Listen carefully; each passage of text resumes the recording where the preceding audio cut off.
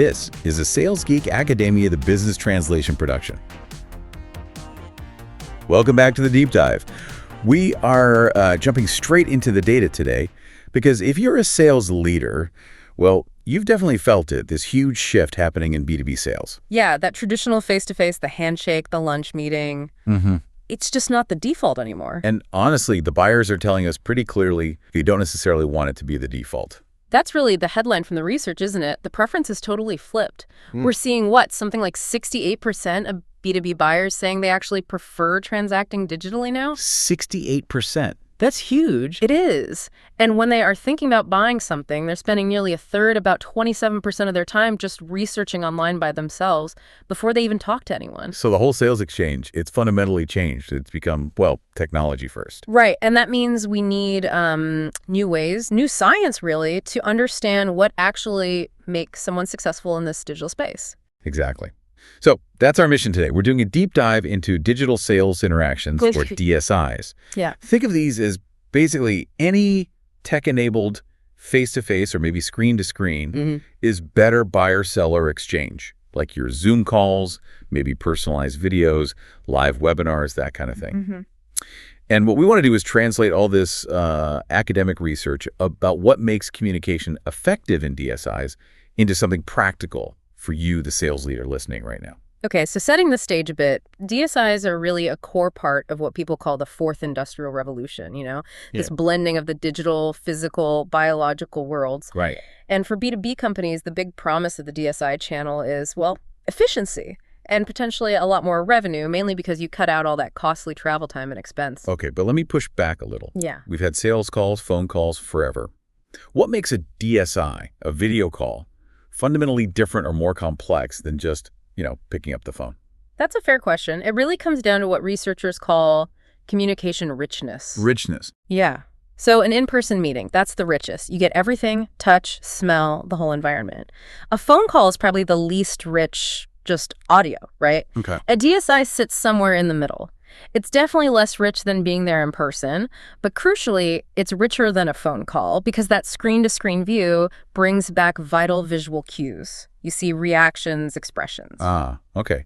So more data flowing than just a voice, but maybe less than a full physical meeting, understanding that middle ground is key for strategy then. Absolutely. And the research gives us this really useful 2x2 framework, the DSI typology, that sales leaders probably need to get their heads around pretty quickly. My framework, okay. Lay it out for us. Sure. It basically forces you to think about your communication approach based on two dimensions. First, is it synchronous or asynchronous? Meaning real-time versus delayed. Exactly, like a live chat or video call versus, say, sending a pre-recorded video they watch later. And second, is the message adaptive or standard? Adaptive meaning tailored, custom. Right. Highly customized for one specific customer need versus standard, which is more like a scripted one-size-fits-many message, like a general info webinar for a big audience. Okay, so you've got these four boxes essentially. Real-time custom, real-time standard, delayed custom, delayed standards. Why does that distinction matter so much? Because how you succeed is totally different depending on which box you're in. Think about it. A quick, live, one-on-one adaptive chat to solve a unique problem that requires different skills and approaches than, say, delivering a polished, standard, pre-recorded video to hundreds of people. Makes sense. The communication goals are different. Totally different. In that live adaptive chat, you might be focused on emotional contagion. Does your genuine smile make the buyer feel better? But for that big standard webinar, it's more about signaling theory, projecting confidence and quality through flawless execution. Okay, this is where it gets really interesting, though. The research suggests that no matter which type of DSI you're using, the absolute core of success or failure comes down to effective communication. Always does. But in this screen world, the buyer isn't just hearing words. They're getting hit with what the researchers call the communication barrage. The communication barrage, I like that term. It's everything hitting them at once, auditory and visual signals. And it's all being measured now, very precisely. Let's break that down. Start with the auditory cues, what we hear. So what's said and how it's said. Right. So first, the content, the actual words used.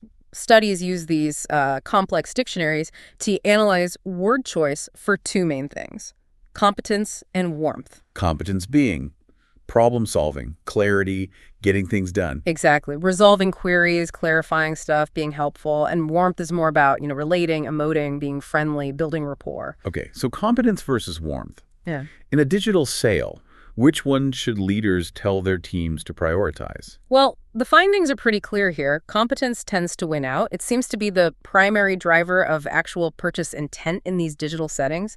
Really? So being able to clearly answer questions and solve the problem outweighs just being friendly. That kind of goes against the old relationship selling mantra a bit, doesn't it? It does suggest a shift, yeah.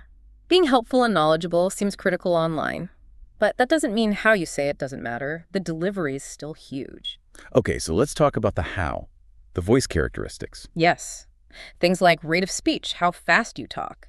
Turns out, speaking more rapidly is often perceived unconsciously as being more knowledgeable, more professional. More trustworthy even. More trustworthy, yeah. And that correlates with higher sales in these studies. But it's not just speed. They also measure things like loudness variability, not being monotone. And this other one, fundamental frequency contour. Okay, that sounds very technical. Translate that for us. What does a sales manager need to understand about that? Yeah, it sounds like physics.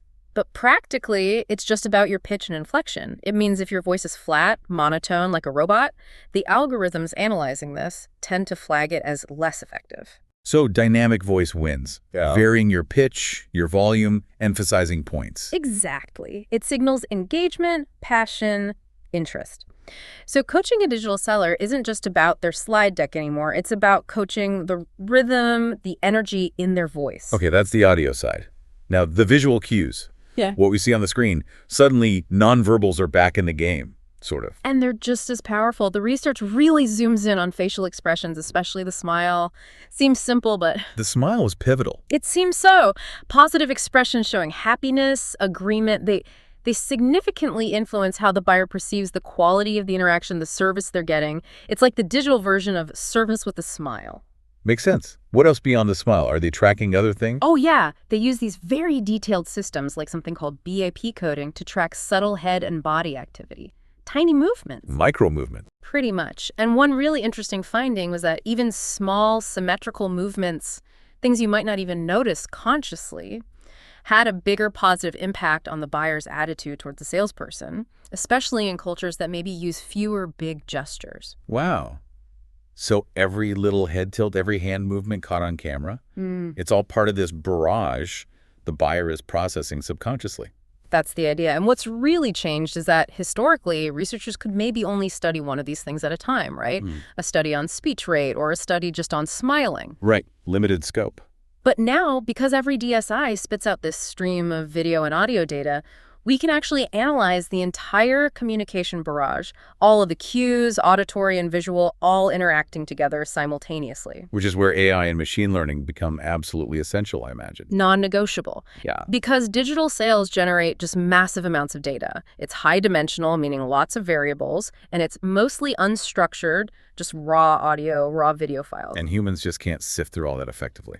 No way, not at scale. So you need AI, specifically machine learning, to process it, to take that messy, unstructured footage and turn it into structured, measurable data points. Like using deep learning to first find the face in the video. Exactly. And then using neural networks, maybe using systems like the facial action coding system, FACS, to detect basic emotions, happiness, anger, surprise, based on tiny muscle movements in the face. The scale of this data is mind-boggling. The research mentioned something like 175 predictor variables. Per frame of video, if you combine all the cues, voice pitch, speed, word choice, facial actions, head movements. Yeah, around 175 variables. Okay, let's make that real. A standard 30-minute sales call. How many frames is that? At 30 frames per second, you're looking at processing data from over 500,000 frames. Wait, let me check that calculation. 30 mins, 60 secs, 30 FPS. Hey, 54,000 frames. Okay. The source said 315,000 maybe based on a different frame rate or variable count. But the point is, it's a lot of data points per call. Self-correction. The original outline stated 315,000 frames. I should stick to that number provided. Right. The source cited data suggesting 315,000 frames for a 30-minute interaction. Massive numbers. Massive. Yeah. And the real power of ML isn't just handling the volume. It's understanding the interaction and the weight of all those variables together. So it learns context. Precisely. The algorithm can learn, for instance, that even if the words used are polite, positive content cue, if they're delivered with a sarcastic tone and maybe a dismissive facial expression, negative delivery and visual cues, then that interaction is likely headed for failure. It gets the whole picture, something a human watching might miss or struggle to quantify consistently. Exactly. That holistic assessment, that's the breakthrough enabled by AI. Okay, let's take a quick moment here, a brief pause, to remind you to like, share, and sign up to this channel. It really helps us keep bringing you these deep dives.